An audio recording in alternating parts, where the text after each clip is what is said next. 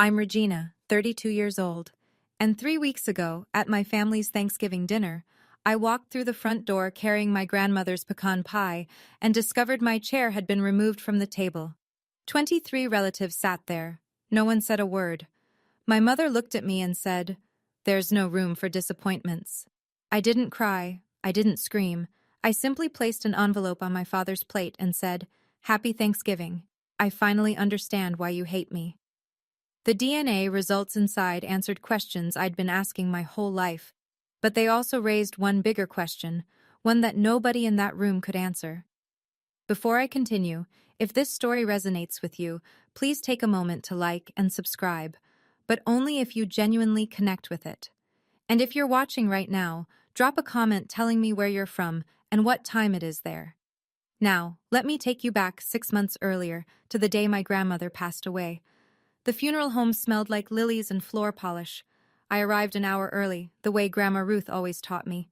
Early is on time is late. I wanted to help arrange the flowers, greet the guests, do something useful.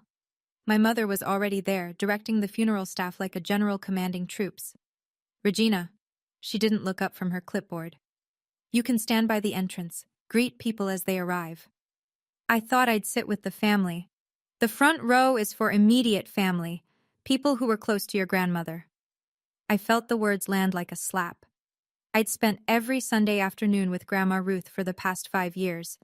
I was the one who drove her to doctor's appointments. I was the one who held her hand when the hospice nurse explained what comfort care meant. "Mom, I was close to her." She finally looked at me. That familiar expression, not anger, not disappointment, just nothing, like looking at a stranger on a bus. "Clarissa is flying in from Boston. She needs the space. You understand." I understood. I always understood. The service was beautiful. My sister Clarissa cried elegantly in the front row, dabbing her eyes with a monogrammed handkerchief while our mother held her. I stood in the back, near the guest book, watching my family grieve together without me. Afterward, people filed past to offer condolences. I shook hands, accepted hugs from distant relatives who couldn't quite remember my name. Then the lawyer approached me. Gray suit, kind eyes, firm handshake. "Miss Seaton, I'm David Morris, your grandmother's attorney. She left something specifically for you." He paused. "But I'll need time to verify some details first. I'll be in touch." I watched him walk away, questions multiplying in my mind. What had Grandma Ruth left me? And why did it need verification? To understand that moment, you need to know what the previous 10 years looked like. I was 22, junior year at State, double majoring in English and business. Dean's list. Plans to go to law school, a future. Then my mother got diagnosed with stage 1 breast cancer. The family meeting was brief. Dad sat at the head of the table, Mom beside him, looking fragile for the first time in my life. Clarissa was 20, pre-med, already accepted into an accelerated program. "Someone needs to stay home and help your mother through treatment," Dad said. "Clarissa can't interrupt her studies. Medical school doesn't wait." Everyone looked at me. "I'll do it," I said. "Because that's what I did." I said yes. 2 years of chemotherapy appointments, radiation schedules, cooking meals Mom couldn't taste, cleaning bathrooms after she got sick, holding her hair back, until there was no hair left to hold. She recovered. Fully. The doctors called it a success story. When I asked about going back to finish my degree, Dad shook his head. "You're 24 now. What's the point? Get a job, help with bills." Clarissa graduated medical school 4 years later. The party had 60 guests, a catered dinner, a champagne toast. I washed dishes until midnight. I found the family photo albums once, looking for a picture of Grandma Ruth for her birthday card. Clarissa had an entire book dedicated to her achievements. Dance recitals, soccer trophies, graduation ceremonies. I counted 3 photos of myself. Baby picture, kindergarten, one blurry shot at Christmas where I was half cut off by the frame. I asked Grandma Ruth about it once. She held my hand and said something I didn't understand at the time. "Your mother has a secret, sweetheart, and until she faces it, she'll keep punishing you instead of herself." I should have asked what she meant. I didn't. Some questions you're not ready to hear the answers to. 3 weeks before Thanksgiving, My phone rang at 7 a.m. Miss Seaton? David Morris, your grandmother's attorney. I sat up in bed, heart suddenly racing. Yes? I apologize it's taken so long. Your grandmother's instructions were very specific. The envelope couldn't be released until 6 months after her passing. She wanted to give you time to grieve before facing what's inside. He paused. The waiting period ended yesterday. I have everything ready for you. 6 months. Grandma Ruth had planned even that. Separate from the estate? The will had been read 2 months ago. Mom got the house, Clarissa got the jewelry and a trust fund. I got a set of vintage teacups and a handwritten recipe book. This was held in a private safety deposit box. She gave explicit instructions, only to be opened after her passing and only to be delivered to you personally. I met him at his office that afternoon. The envelope was thick, sealed with red wax. My grandmother's handwriting across the front. For Regina, when you're ready to know the truth. She also left a message, Mr. Morris said. He read from a small card. Read it when you're ready to face what I couldn't tell you in life. I'm sorry it took me so long. I love you, Ruthie. My hands trembled as I took the envelope. It felt heavy, not just paper heavy, but weighted with something else. Secrets. Answers. Things I wasn't sure I wanted to know. Did she say what's inside? I asked. No, only that you deserved the truth. I drove home with the envelope on my passenger seat like a bomb that might detonate. When I got to my apartment, I put it in my nightstand drawer. I wasn't ready. But Thanksgiving was coming, and somehow I knew that everything was about to change. I just didn't know how much. 5 days before Thanksgiving, my mother called. This was unusual. We didn't talk on the phone. Texts, sometimes. Brief, functional. Family dinner at 6. Bring a side dish. Never actual conversation. Regina. Her voice was clipped, efficient. Thanksgiving this year is at our house. The whole family. Both sides. Okay, I'll make Grandma Ruth's pecan pie. Clarissa has an announcement. Something wonderful. A pause waited with meaning. Everyone's coming. Aunts, uncles, cousins, 20-something people. This is important. I knew what she wasn't saying. Don't embarrass us. Don't be yourself. I'll be there. Good. Arrive an hour early. Someone needs to help set up the table. She hung up without saying goodbye. I sat with my phone in my hand, staring at nothing. Then I looked at my nightstand drawer. The envelope was still there, unopened. What was I so afraid of? I pulled it out, turned it over in my hands. The red wax seal. Grandma Ruth's familiar handwriting. When you're ready to know the truth. Was I ready? The next day, I found out what Clarissa's wonderful announcement was. She posted it on Instagram. A photo of herself cradling her very pregnant belly, a string of heart emojis, and the caption, Baby Ruth Seaton Wells arriving any day now. 3rd trimester glow is real. My perfect sister was having a perfect baby with her perfect lawyer husband. The family would celebrate. Champagne would flow. My mother would cry happy tears. And I would be there, invisible, passing the mashed potatoes. Something shifted in me then. A crack in the wall I'd built to survive. Maybe it was time to stop being invisible. That night, I opened the envelope. My hands shook as I broke the wax seal. Inside, a handwritten letter, 3 pages long. A folded document with a medical laboratory letterhead. A photocopy of what looked like a birth certificate, portions blacked out with marker. I read Grandma Ruth's letter first. My darling Regina, I'm sorry. I've carried this secret for 32 years, and I should have told you sooner. I was afraid of what it would do to our family, afraid of losing your mother, afraid of hurting you. But you deserve the truth. You are not Harold's biological daughter. I had my suspicions for years. The way your mother looked at you, not with love, but with something else. Guilt, maybe. Fear. Harold looked at you like a stranger he couldn't quite place. I told myself I was imagining things. 2 years ago I stopped imagining. I took samples, your hairbrush from my bathroom, Harold's water glass. I sent them to a private lab. The results are enclosed. 0% probability that Harold Seaton is your biological father. I confronted your mother. She begged me not to tell anyone. She cried and said if Harold found out, he'd leave her.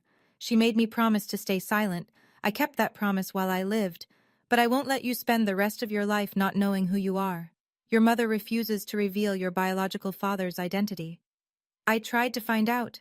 I couldn't. That secret she guards with her life. I'm sorry I wasn't braver. I'm sorry I let her punish you for her own mistake. You didn't deserve any of it. I love you more than you know. Grandma Ruth. I read the DNA report 3 times. The numbers blurred through my tears. 0% match, 32 years of being treated like an outsider. Now I knew why. But who was my real father? I didn't sleep that night. I sat on my apartment floor, papers spread around me like evidence at a crime scene. The DNA report, the letter, the birth certificate with its blacked-out sections. Someone had deliberately obscured the father's name. My whole life rearranged itself in my mind. The way my mother flinched when I tried to hug her. The way my father looked through me like I was a window he'd rather keep closed. The way Clarissa got everything. The tuition, the parties, the praise, while I got the leftovers. It wasn't random. It wasn't because I'd failed somehow. It was because every time they looked at me, they saw the evidence of a lie. I had 2 choices. Keep quiet, fold the papers back into the envelope, show up at Thanksgiving, set the table, pass the gravy, be invisible, stay the family disappointment, never know who I really am, or speak, risk everything, lose the family I'd spent 32 years trying to earn. But finally stop apologizing for existing. I thought about what Grandma Ruth wrote. You didn't deserve any of it. 32 years I'd believed I was broken. That if I just tried harder, loved more, gave more, sacrificed more, someday my parents would love me back. The DNA report said what I'd always felt but couldn't prove. I was never going to win. The game was rigged from the start. I photocopied the documents, put the originals in my safe, slid the copies into a fresh envelope. I wasn't going to Thanksgiving for revenge. I was going for answers. And if they pushed me, if they proved one more time that I had no place at their table, then I would give them the truth they'd been hiding from for 32 years. The truth doesn't need permission, it just needs someone brave enough to speak it. Thanksgiving morning, cold and bright, the kind of November day that looks pretty, but bites. I parked behind my sister's white Mercedes in our parents' driveway. The house looked like a magazine cover, wreaths on the door, pumpkins on the porch, a gather-together banner in the window. The envelope sat in my coat pocket. I'd promised myself I wouldn't use it unless they forced my hand. Be calm, be patient. Give them one more chance. Mom opened the door before I could knock. You're late. I'm 10 minutes early. I said an hour early. Clarissa's already inside. We're behind schedule. She turned and walked away, leaving me to close the door myself. The house smelled like roasting turkey and cinnamon candles. 24 place settings circled the extended dining table, white china, crystal glasses, handwritten name cards at each seat. I looked for mine. I walked around the table twice. Mom, where's my seat? She was arranging flowers in the centerpiece, not looking at me. We ran out of room. You'll eat in the kitchen after. After? After the main meal, when the family's done. I felt my heart rate spike. Stay calm. There are 24 seats. I count 23 names. My sister appeared in the doorway, one hand resting on her very pregnant belly. 8 months along, and she still moved like she owned every room. The last seat is for baby Seton Wells. We made a little card for the announcement. She smiled. Cute, right? I looked at the place card. Tiny letters. Baby Seton Wells, coming soon.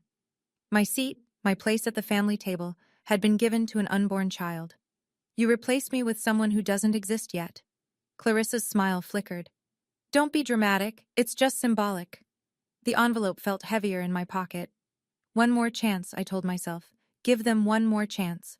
I followed my mother into the kitchen, alone. The door swung shut behind us. Mom, I need to talk to you. She was basting the turkey, back turned.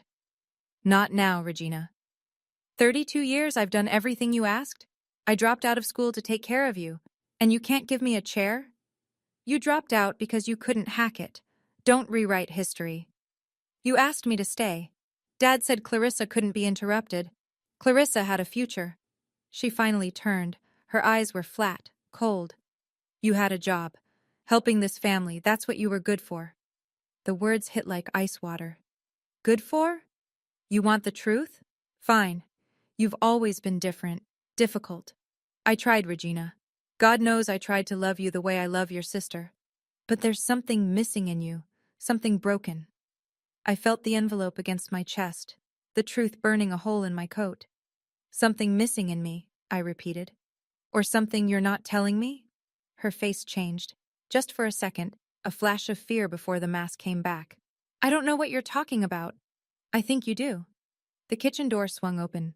My father stood there, whiskey glass in hand. Everything all right?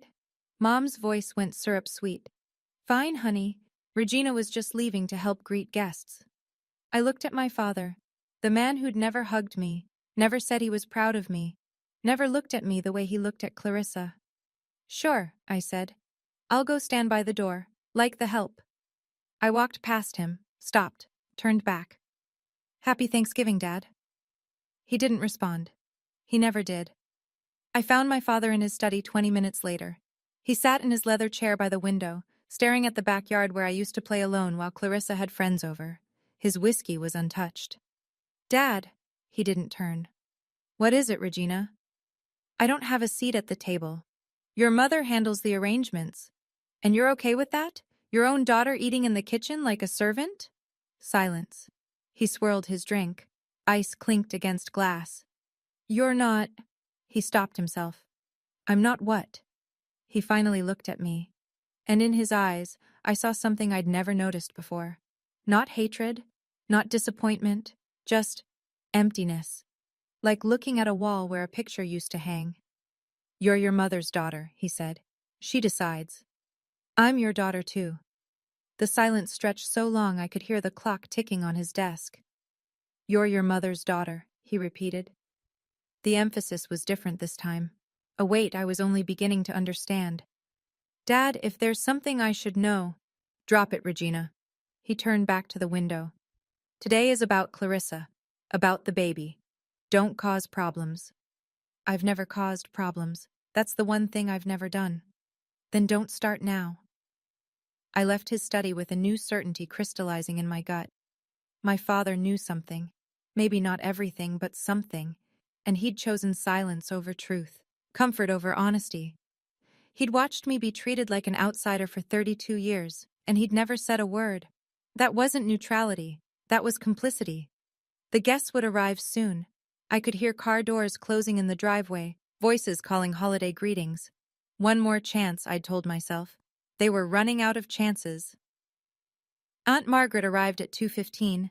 I saw her through the living room window, my mother's younger sister, the one who sent me birthday cards with handwritten notes when everyone else forgot. She was 64, but moved like someone younger, silver hair cut short, kind eyes that always seemed to see more than she said. I opened the door before she could ring the bell. Regina. She pulled me into a hug, not the brief, performative kind my mother gave, a real one. How are you holding up? I'm fine. Sweetheart, I asked how you're holding up, not for the polite answer. Something in my chest cracked open. They didn't give me a seat at the table. Her jaw tightened. Of course they didn't. She looked past me into the house, toward where my mother was holding court in the living room. Diane hasn't changed. She never will. I lowered my voice. Aunt Margaret, before Grandma Ruth died, did she ever talk to you about me? About anything unusual? She went still, very still. Why do you ask? The lawyer gave me something, from Grandma. She said I deserved to know the truth. Aunt Margaret's eyes closed briefly. When she opened them, they were wet. She sent you the results, didn't she? My heart stopped. You know? I drove her to the lab. Her voice was barely a whisper now. 2 years before she died. She made me promise not to tell anyone until she was ready. Then she got sick so fast and... Aunt Margaret, who is my real father? I don't know. Only Diane knows that. She gripped my hands. But whatever you're planning to do, Regina, be careful. Your mother has spent 32 years burying this. She won't let it come up without a fight. I'm not looking for a fight. No. She studied my face. You're looking for the truth. That's more dangerous. Aunt Margaret pulled me onto the back porch, away from the arriving guests. The November air bit through my sweater, but I barely noticed. Tell me everything. She rubbed her arms against the cold. It started about 3 years ago, right around when you started visiting her every Sunday. She finally had time alone with you, really alone. And she noticed things, the way you flinched when talking about your mother, the way you never mentioned your father with any warmth. She started asking questions. I thought I was imagining it. You weren't. Aunt Margaret's voice was soft. Ruth confronted Diane once, years ago when you were a teenager. Diane denied everything, screamed at her own mother, said Ruth was trying to destroy her marriage. They didn't speak for 6 months. But Grandma didn't give up. No, she waited, she watched, and 2 years before she died, she decided she needed proof. Aunt Margaret looked at me. She asked me to help. I didn't want to. It felt like betrayal, going behind my own sister's back. But Ruth said something I couldn't argue with. What? That child has spent her whole life being punished for a sin she didn't commit. If I don't find out the truth, she never will. My throat tightened. Even after death, Grandma Ruth was still fighting for me. We got the samples about 18 months before she passed, Aunt Margaret continued. Hair from your brush when you visited, water glass Harold used at a family dinner. Ruth sent them to a private lab. When the results came back, she wanted to tell you immediately. But then she got her diagnosis, and she was afraid of leaving you alone with that knowledge while she was dying. So she set up the delay with the lawyer. 0%, she nodded. Ruth confronted Diane one last time. Diane fell apart, begged on her knees, said if Harold found out he'd leave her, said it would destroy Clarissa. She made Ruth promise to take the secret to her grave. But Grandma couldn't do it. She couldn't let you spend your whole life in the dark. Aunt Margaret squeezed my hand. She loved you so much, Regina, more than you know. By 3 o'clock, the house was full. 23 relatives packed into the living room and dining area, filling the space with chatter and laughter and the clink of pre-dinner drinks. Cousins I saw once a year. Aunts who air-kissed my cheek without making eye contact. Uncles who called me Rachel or Rebecca before being corrected. I stood by the kitchen doorway, watching my family celebrate without me. My father tapped his wineglass with a fork. The room fell silent. Before we sit down, he said, I want to say how grateful I am for this family. For my beautiful wife Diane, who made this meal possible. For our daughter Clarissa, who makes us proud every day. He raised his glass toward my sister. And for my soon-to-be grandchild, who we already love more than words can say. No mention of me, not even a glance in my direction. Clarissa stood up, radiant in a cream-colored dress that showed off her baby bump. Her husband Marcus put his arm around her. Thank you all for being here, she said. We have an announcement, though I'm sure most of you already saw on Instagram. Light laughter. We're expecting, due any day now, and we've decided to name the baby Ruth after our grandmother. The room erupted in applause. My mother's smile flickered, just for a second, before she wiped what looked like happy tears. Everyone hugged Clarissa. I stood frozen. They were naming the baby after Grandma Ruth. I watched my mother's face carefully. She hadn't known about this. Clarissa had probably announced it to surprise her, thinking it would be sweet. The irony was so thick I could choke on it. My mother was trapped. She couldn't object without explaining why, and she couldn't explain why without revealing everything. For once, Clarissa's thoughtlessness had backed our mother into a corner. Aunt Margaret caught my eye across the room. Her expression said, "Not yet, be patient." But patience was getting harder by the minute. "Regina," my mother's voice cut through the noise. "Guests are seated. Go to the kitchen and make sure the serving dishes are ready. Let the adults enjoy the meal." Let the adults enjoy the meal. I was 32 years old. I need to pause here for a moment, because I know some of you understand exactly what I'm feeling right now. Have you ever stood at the edge of a family gathering, watching everyone else belong, wondering why you never could? If you have, comment "I understand" below. And if you haven't subscribed yet, now's the time, because what happens next changes everything. Let me tell you about the toast. The toast started innocently enough.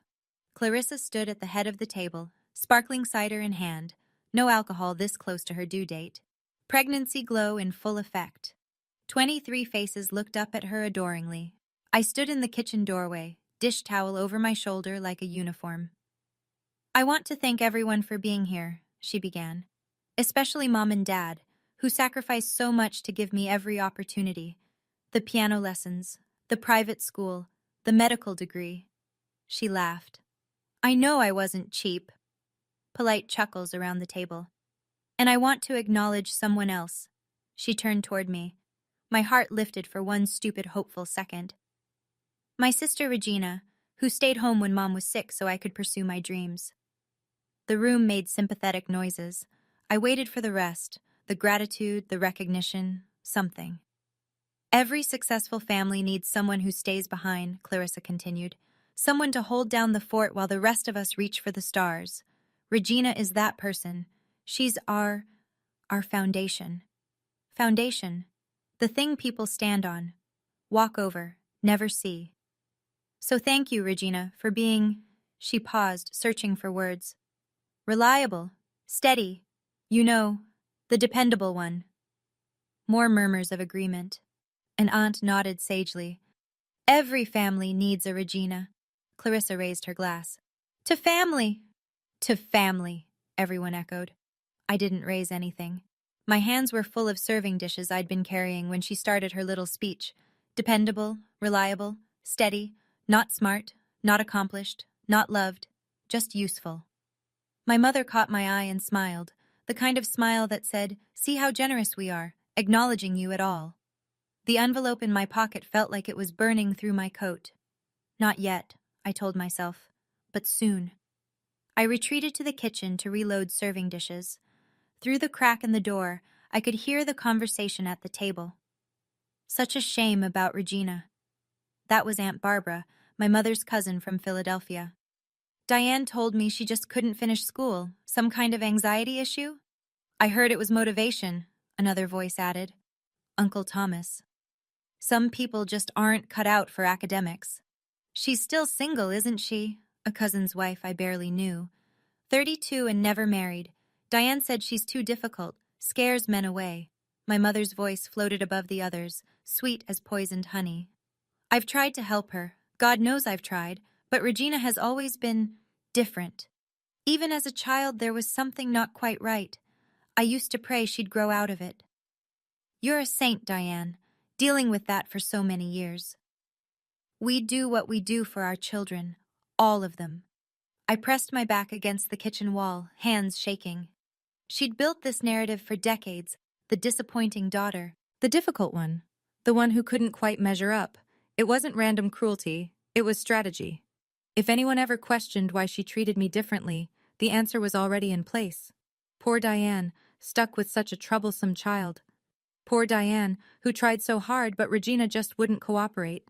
The truth never had a chance against a story that comfortable, that convenient. I thought about all the family gatherings where I'd felt judgmental eyes on me, all the whispered conversations that stopped when I entered a room, all the pitying looks from relatives who thought they knew who I was. They didn't know me. They knew my mother's version of me. And tonight, that version was going to die. After the main course, I carried out Grandma Ruth's pecan pie. I'd spent hours on it, her exact recipe, handwritten on a card stained with decades of kitchen love. The lattice crust was golden brown. The filling smelled like cinnamon and memory, and the only person in this family who'd ever loved me without conditions. I set it on the table. The conversation paused. What is that? My mother's voice was sharp. Grandma Ruth's pecan pie, her recipe. I didn't put that on the menu. I thought for the baby. Clarissa said they're naming her Ruth. It seemed fitting. The silence stretched like a held breath. Clarissa exchanged a look with my mother. That's sweet, Clarissa said carefully. But we actually have a dessert catered from Henri's Bakery. 3-tier pumpkin cheesecake. There's room for both, I said. My mother stood up. Regina, take that to the kitchen. We don't need it. It's Grandma's recipe. She taught me herself. I said we don't need it. Her voice rose, heads turned.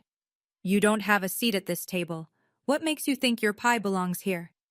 The words landed like a physical blow. 23 faces stared at me. Some looked uncomfortable. Some looked curious. Some, the ones who'd heard my mother's stories, looked like they'd expected this. Why don't I have a seat? My voice was calm, calmer than I felt. I'm your daughter. My mother's mask slipped. Just for a second I saw the real her underneath, not cold, but terrified. Then it snapped back into place. You are a disappointment, she said, loud enough for everyone to hear. You've always been a disappointment, and there is no room at this table for disappointments. The room went silent. Nobody defended me. Nobody said a word. I stood there for a long moment. The pie in my hands. 23 pairs of eyes on my face. Something inside me, the thing that had kept me quiet for 32 years, that had made me believe if I just tried harder, loved more, gave more, they would finally accept me. That thing cracked open and fell away. I set the pie down gently on the table. 32 years, I said. My voice didn't shake. I have spent 32 years trying to understand why you hate me. Why I could never be good enough. Why Dad looked at me like a stranger. Why you gave Clarissa everything and gave me scraps. Regina! My father's voice, warning. I dropped out of school because you asked me to. I took care of you through cancer because you needed me. I showed up to every holiday, every dinner, every event where you treated me like the help. And I never once asked why. I reached into my coat pocket. Grandma Ruth asked. She wanted to know why her granddaughter was being punished for something she didn't do. My mother's face went white. She found out. I pulled out the envelope. And she made sure I would too. What is that? Clarissa's voice was high, nervous. I walked to my father's place at the head of the table. He looked up at me, that same empty expression I'd seen my whole life, but now with something new underneath. Fear. I placed the envelope on his plate. Happy Thanksgiving, Dad.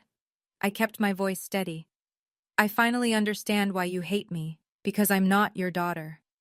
The room erupted, but I wasn't done. The DNA results are inside, 0% match. And the real question isn't who my father is. I looked at my mother. It's why you punished me for your mistake. My father's hands trembled as he opened the envelope. The room had frozen, forks suspended, wine glasses forgotten, 23 people holding their breath. Somewhere, a clock ticked. The turkey grew cold. Dad pulled out the papers. His eyes moved across the page. I watched the color drain from his face, starting at his forehead and moving down like a tide going out. What is it? Clarissa stood up. Dad, what does it say? He didn't answer. He just stared at the paper, at the numbers, at the laboratory seal that made it official. Harold? My mother's voice cracked. Harold, listen to me. 0%. His voice was barely a whisper. Probability of paternity, 0%. Gasps around the table. Someone dropped a fork. Aunt Barbara's hand flew to her mouth. That's impossible, Clarissa said. That's a fake. Regina made it up to get attention. Your grandmother sent it through her lawyer, I said. The laboratory records are authentic. Aunt Margaret was there when she collected the samples. Every head turned to Aunt Margaret. She sat very still, then slowly nodded. Ruth made me promise not to say anything while she was alive.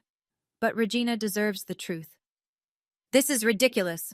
My mother slammed her palm on the table. I am not going to sit here and listen to lies from my own daughter. They're not lies, Diane. My father's voice was hollow.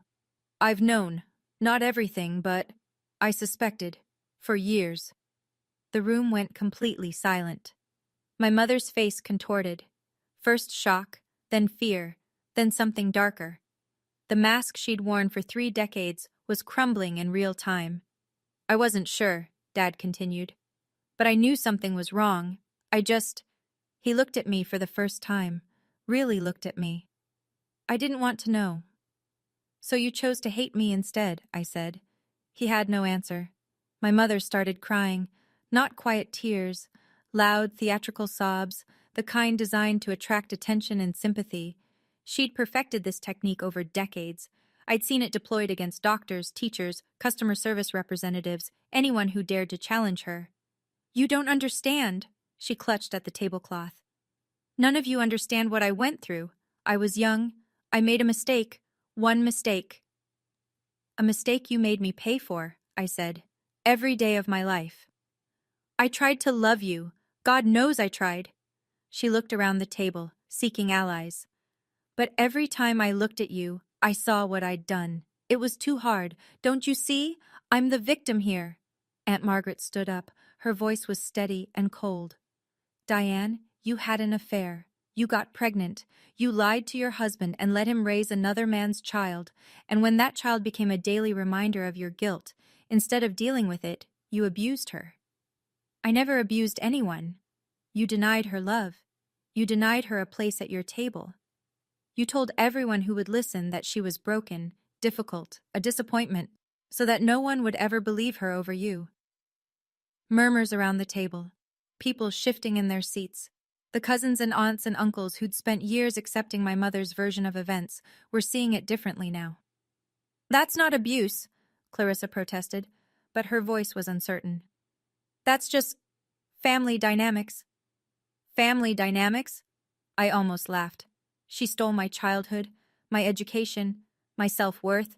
She turned me into a ghost in my own home, and she did it on purpose. My mother's sobs intensified, but I noticed something. Nobody was comforting her. For the first time in 32 years, nobody was on her side. My father sat motionless, the DNA report still in his hands. Dad? Clarissa's voice shook. Dad, say something. This doesn't change anything. You're still my father. Regina is still... When did you know? I cut her off, staring at him. When did you first suspect? He was quiet for a long time. The whole room waited. You were 5 years old, he finally said. You fell off your bike, needed stitches. The doctor mentioned your blood type, O negative. Diane and I are both A positive. He set down the papers. I looked it up. That shouldn't be possible. You knew since I was 5? I didn't know, I suspected. I convinced myself there must be an explanation. He couldn't meet my eyes. It was easier to doubt than to know for certain. Easier for who? My voice cracked. For you? It wasn't easier for me. I know. You watched her treat me like nothing for 27 years. You never said a word. You never protected me. I know. You let me think something was wrong with me, that I wasn't good enough, that I didn't deserve to be loved. I know. His voice broke. I'm sorry. Is that why you chose me? The question came out before I could stop it. When Mom got sick, you picked me to drop out, not Clarissa, because I wasn't really yours. He couldn't meet my eyes. That was answer enough. I told myself it was practical, he said quietly. Clarissa's career was more important. But deep down, yes. I protected her because she was mine. I sacrificed you because you weren't. The honesty was brutal, but at least it was honest. 2 words earlier, and now this confession. 27 years since he first suspected, 32 years of my life, and only now was he being real. Sorry doesn't give me back my childhood. Sorry doesn't erase the nights I cried myself to sleep wondering what I did wrong. Sorry doesn't fix anything. He looked at me, finally, fully, and I saw tears in his eyes. Harold Seaton, who never showed emotion, who raised me with cold indifference, was crying. I don't expect forgiveness, he said. I just wanted you to know. It was never about you. It was about my own cowardice. You deserved better. I nodded slowly. Yes, I did. I turned to my mother. The crying had stopped. She sat rigid in her chair, mascara streaking her cheeks, looking suddenly older than her 58 years. Who is my father? Don't, she whispered. Regina, please. You owe me this. After everything, tell me who he is. I can't. Can't or won't. Her jaw tightened. That flash of steel I knew so well, the Diane Seaton who always got her way, who controlled every narrative, who never lost a battle in her life. I will take that secret to my grave. Why? I stepped closer. Is he someone I know? Someone in this room? Murmurs rippled through the guests. People looked at each other nervously. Don't be ridiculous. But her voice wavered. Is he alive? Does he know I exist? Enough! She slammed her hands on the table. I made a mistake 33 years ago. I have paid for it every single day since. I will not drag another person into this disaster. Another person? I caught the word. You mean him. You're protecting him. I'm protecting everyone. You're protecting yourself. You always have. Aunt Margaret spoke up. Diane, the girl deserves to know who her father is. Stay out of this, Margaret. You've done enough damage. I studied my mother's face, the fear, the defiance, the desperation. She wasn't just hiding a name, she was hiding something bigger, something that would make this worse. Fine, I said. Keep your secret. I'll find him myself. Her eyes widened. You can't. I can. DNA databases, genealogy websites, private investigators. One way or another, I'll know. I picked up Grandma Ruth's pie from the table. Enjoy your Thanksgiving. I turned toward the door. Behind me, I heard my mother's voice, barely a whisper. If you find out, you'll wish you hadn't. I didn't stop walking. Before I tell you what happened next, I want to know what you think. Who do you believe my real father is? Someone my mother worked with? Someone from the family? Comment your theory below. I read every single one. If you're new here and this story has you hooked, hit subscribe and the notification bell. Because the aftermath of that Thanksgiving, it changed everything. Let me tell you about the fallout. I walked to the front door, Grandma Ruth's pie in my hands, 23 pairs of eyes on my back. Clarissa caught up with me in the hallway. Regina, wait. She grabbed my arm. Her face was blotchy, mascara running. You can't just leave. You've destroyed everything. Did you hear what I said in there about the DNA? I heard. Her voice cracked. But that doesn't... you're still my sister, right? We grew up together. Mom is still your mom. For a moment, I saw something real in her eyes. Fear.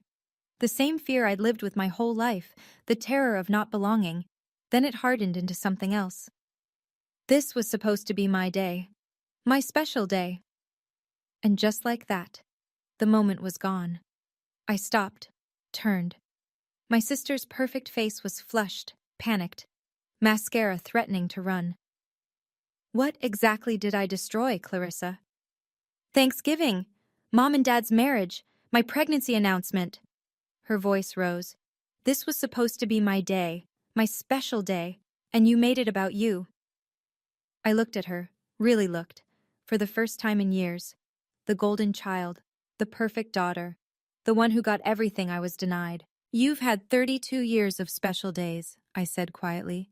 Every birthday party that was bigger than mine. Every achievement that was celebrated while mine was ignored.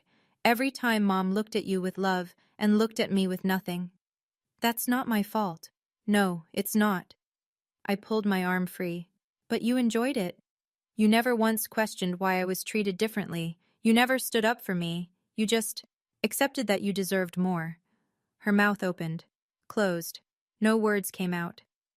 I'm not angry at you, Clarissa. I'm just done pretending we're sisters in any way that matters. We share a mother. We share a woman who loved you and resented me. That's not the same thing. I opened the front door. Cold November air rushed in. Regina. Clarissa's voice was small now. Will I ever see you again? I considered the question. 32 years of being her shadow, her backdrop, her foil. Maybe. When you're ready to see me as a person instead of a prop. I stepped out into the cold. The door closed behind me. I didn't look back. I was halfway to my car when I heard footsteps behind me. Aunt Margaret caught up, slightly out of breath, her coat unbuttoned. Regina, wait, please. I stopped, but didn't turn around. My hands were shaking, from cold or adrenaline, I couldn't tell. You don't have to go through this alone. She came around to face me, her kind eyes wet with tears. Ruth would be so proud of you, standing up like that, telling the truth. I'm not sure proud is the right word. My voice wavered. I just blew up my entire family. No, sweetheart. Your mother blew it up 32 years ago. You just showed everyone the wreckage she'd been hiding. She pulled me into a hug and something broke inside me. I cried, really cried, for the first time that night. For the grandmother who loved me. For the childhood I never had. For the truth that hurt as much as it healed. What do I do now? I whispered. Aunt Margaret pulled back and reached into her coat pocket. She handed me a folded piece of paper. Ruth wanted you to have this. She was going to give it to you herself, but she ran out of time. I unfolded it. A name, an address, a phone number. What is this? A private investigator specializes in genealogical searches. Ruth had already started the process of finding your biological father. She paused. She narrowed it down to 3 possibilities before she got too sick to continue. 3? One died in 2015. One lives in Europe. She pointed to the address. One lives 20 minutes from here. My heart stopped. 20 minutes. He doesn't know about you, Aunt Margaret said softly. But if you want to find out who he is, this woman can help. I clutched the paper like a lifeline. I drove for an hour before I realized I wasn't going home. The highway stretched out dark and empty. Other families were inside, warm, eating leftover pie, watching football. Normal Thanksgiving things.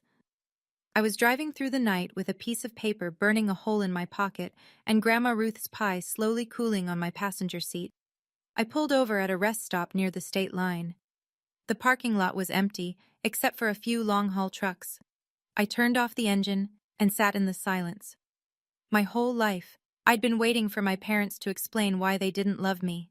I'd tried everything, being perfect, being invisible, being useful. Nothing worked. Now I knew it never could have worked.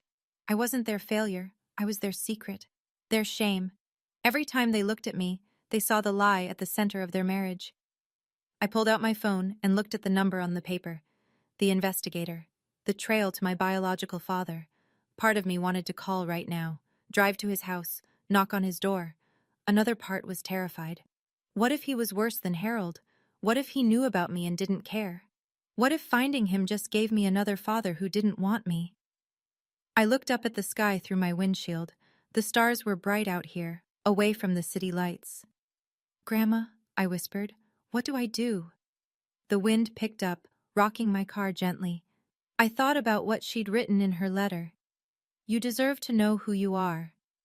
Maybe that was the answer. Not what I would find, but who I would become in the searching. I turned the car back on. I still didn't know where I was going, but for the first time, I was the one driving. 1 week after Thanksgiving, my phone buzzed with a text from Aunt Margaret. Your father filed for divorce this morning. Thought you should know. I stared at the message for a long time. 35 years of marriage, ended with a courthouse filing. Over the next few days, the updates trickled in. Harold had moved into a hotel downtown. He'd hired a lawyer, a good one, apparently. Diane was claiming the DNA test was inadmissible, that I'd fabricated it for attention, that she was the victim of a coordinated attack. Nobody was buying it. The family is splitting, Aunt Margaret told me over coffee that Saturday. Barbara called to apologize for all the things she said about you over the years. Said she feels sick about it. Thomas wants to have lunch with you, says he judged you unfairly. Now they believe me. Now they can't pretend they don't. She stirred her coffee. Your mother called me 17 times yesterday. She's losing the narrative, and she doesn't know how to function without it. My phone buzzed again. Clarissa, the 7th call this week. I let it go to voicemail, then read the transcript. Regina, please call me back. I'm 8 weeks pregnant and my parents are getting divorced and you won't talk to me. This stress isn't good for the baby. Whatever I did, I'm sorry, okay? Just, please. I deleted it. That's cold, Aunt Margaret observed. She's not sorry for what she did. She's sorry she's uncomfortable. I put my phone away. There's a difference. There is. Aunt Margaret nodded slowly. What about Harold? He called the bookshop looking for you. I know. Are you going to talk to him? I thought about it. The man who knew or suspected and chose silence. The man who let me suffer to protect his own comfort. Eventually, when I'm ready. If I was ever ready. 2 weeks after Thanksgiving, Harold found me. I was shelving books in the biography section when I heard the bell above the door. Something made me look up. He stood in the entrance, smaller than I remembered. Older. His coat hung loose on his shoulders like he'd lost weight. Regina. His voice was hoarse. Can we talk? I led him to the coffee corner at the back of the shop. We sat across from each other at a small table, Two people who'd lived in the same house for 18 years and never really known each other. "I'm not going to make excuses," he started. "What I did, what I didn't do, was wrong." "When you suspected," I said, "when you first doubted I was yours, what stopped you from finding out for sure?" He stared at his hands. "Fear. If I knew for certain, I'd have to do something about it. Leave Diane, tear the family apart, face what it meant about my marriage." "So you punished me instead?" I told myself I wasn't. I told myself I was just keeping my distance, being fair. He laughed bitterly. "Fair. I convinced myself that treating you like a stranger was fair. It wasn't." "I know." He looked up at me, eyes red-rimmed. "You were a child, Regina. You didn't ask to be born into this mess, and I made you carry the weight of my own cowardice." I felt something shift inside me. Not forgiveness, not yet, maybe not ever, but something like acknowledgement. "There's something you should know," he said, reaching into his jacket. "After Thanksgiving, I couldn't sleep. I went through old boxes in the garage, things from when Diane and I first got married. I found her work albums from the accounting firm." He slid a photograph across the table. A company picnic, summer 1992. My mother in a sundress, laughing at something off camera, and next to her, his hand almost touching her shoulder, a young man with dark hair and kind eyes. "James Martin," Harold said. "He was an accountant there. I remember being jealous of how often she mentioned him. Then she got pregnant with you, and he transferred away, and I told myself I was being paranoid." I picked up the photo, and the world tilted sideways. The photograph showed a young man in a business suit, dark hair, kind eyes, a smile that looked vaguely familiar. "James Martin," Harold said. "He was an accountant at the firm where your mother worked as a secretary. They were close for about a year before she got pregnant with you." I couldn't stop staring at the photo. Something about the eyes, the set of the jaw. "Does he know about me?" "I don't think so. He transferred to another company before Diane started showing. According to what I found, they never spoke again."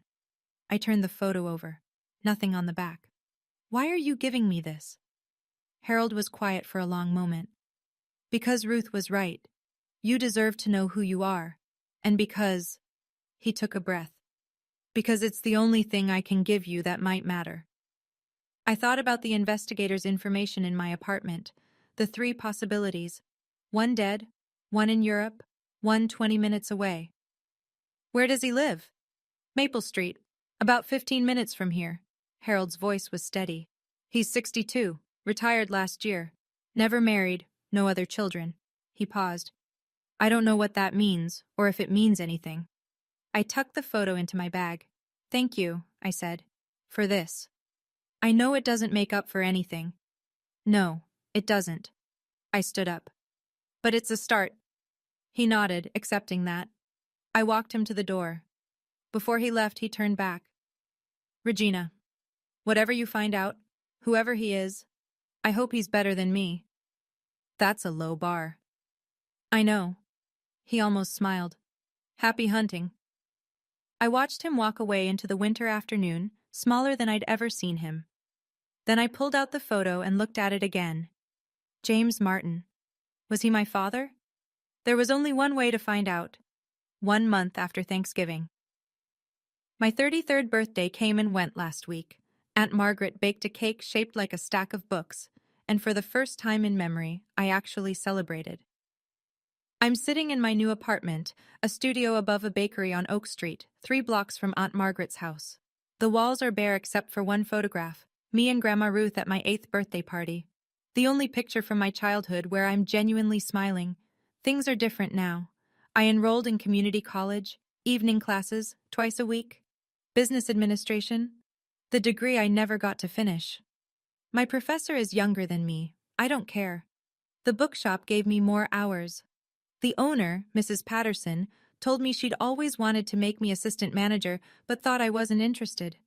"You seemed so beaten down," she said. "Like you didn't believe you deserved more." She was right. I didn't. I'm learning to. Clarissa had her baby last week. A girl. They named her Ruth, like they said they would. My mother called to tell me. First time we'd spoken since Thanksgiving.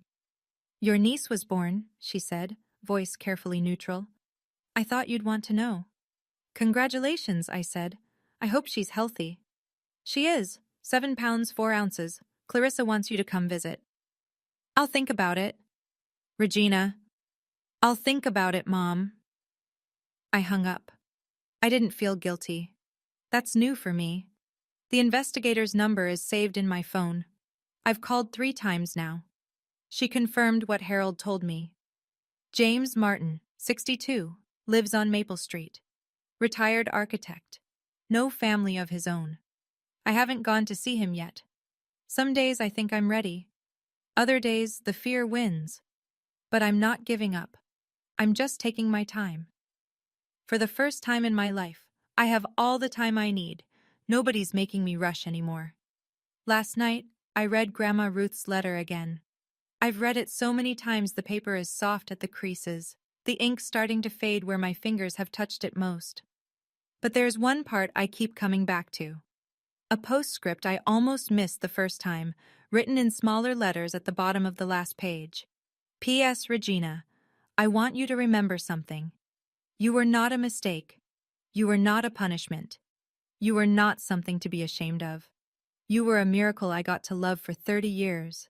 The bravest, kindest, most resilient person I've ever known. Not in spite of what you went through, but because of how you survived it. Your mother's choices are not your story. Her shame is not your burden to carry. You are allowed to be happy. You are allowed to be loved. You are allowed to take up space in a room without apologizing for existing. Whoever your father is, wherever he is, he doesn't define you either. You are already whole. You always have been. I'm sorry I couldn't be there to see you rise. But I know you will. You were born to. Find your truth, but don't let it consume you. Live, sweetheart. That's the only revenge that matters. All my love, forever, Grandma Ruth. I held the letter to my chest and cried. Not the broken, hopeless tears I'd cried so many times before. These were different. Cleansing, like rain after a drought. She believed in me when no one else did. She saw me when everyone else looked away. And even though she's gone, I feel her with me, in this apartment, in my choices, in the life I'm finally building for myself. I'm trying, Grandma, I whispered. I'm really trying. Somewhere, I know she heard me. Today. I'm sitting at my kitchen table, with 4 chairs, in my apartment, looking at my phone. There's a text message I haven't opened yet. It arrived this morning from a number I don't recognize. I already know what it says. The investigator told me it was coming. James Martin found out about me. Someone, Harold probably, told him. He reached out through the investigator, asking if I wanted to meet. I've read the preview 50 times. Hello, Regina. I don't know if this is welcome, but I recently learned that I might be...